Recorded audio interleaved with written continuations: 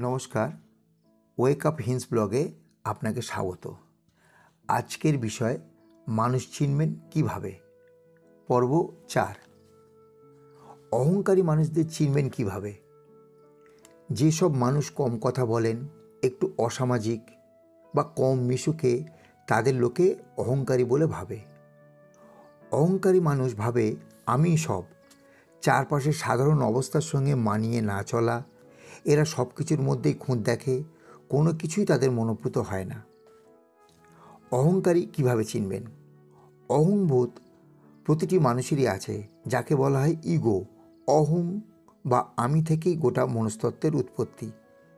প্রতিটি মানুষেরই নিজের উপরে বিশ্বাস থাকা উচিত, বরং নিজের উপর বিশ্বাস হারানো অপরাধ। বিনয় ও তেল দেয়া এক মনোভাব নয়।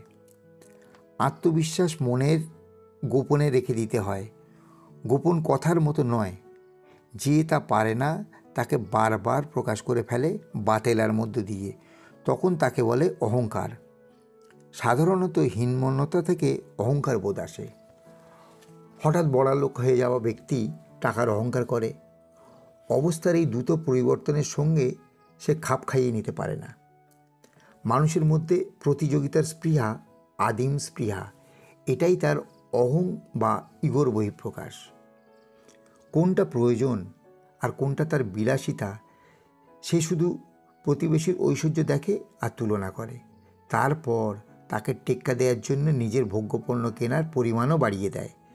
এভাবেই অবচেতন মনে অহংকার একটু একটু করে বাড়ে। যতক্ষণ না সে তার ঐশ্বর্য ও সাফল্যের কথা লোকে না জানাতে পারছে, ততক্ষণ সে স্বস্তি অনুভব করে না। কিছু না বলেও আচরণের দ্বারা অহংকার প্রকাশ করা যায়। বড় লোকের স্ত্রীরা সবাই গহনায় মুড়ে সামাজিক অনুষ্ঠানে আসেন, তখন সেটাও অহংকার। যিনি পারিবারিক অনুষ্ঠানে শুধু বড় লোকেদের খাতির করেন, গরিব আত্মীয়দের উপেক্ষা করেন, সেটিও অহংকার। সক্রিয়ভাবে কাজ না করে মুখে যদি কেউ বলে আমি একটা কাজ সহজেই করতে পারি, তাহলে সেটি অহংকার। কোনো কাজ করার পরে কেউ সাফল্য নিয়ে ক্রমাগত বড়াই করতে থাকেন, তাহলে সেটাও অহংকার। তবে কেউ যদি বলেন আমি এভাবে করে ফল পেয়েছি, আপনিও চেষ্টা করুন, তাহলে সেটি আর অহংকারের পর্যায়ে থাকে না, সেটি হলো সহযোগিতা। নমস্কার।